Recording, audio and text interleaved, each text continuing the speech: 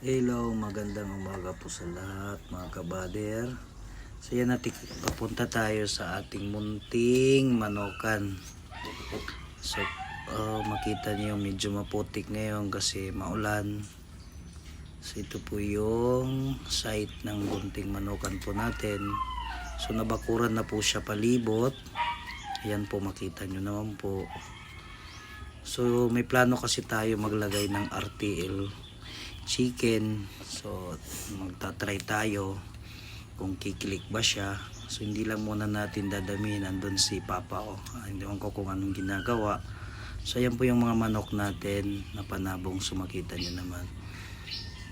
So simula tayo sa maliit muna sa RTL na manokan. Obserbahan muna natin kung ano ba tayo, makaka-expand sa susunod. So tingnan natin pala kung mayroon na po kuryente, kasi bago ko umalis sinabihan ko muna na palagyan ng kuryente.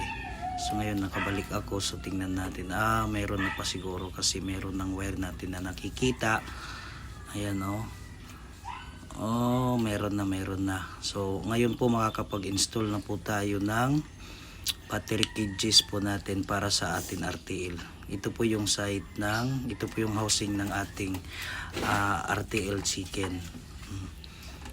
Ito po yung site. So tapos na po siya, meron na kuryente. Ngayon magsisimula tayo para mag-install po para sa ating battery cages. Kasi next week or other week is mag-deliver na po siya. Salamat!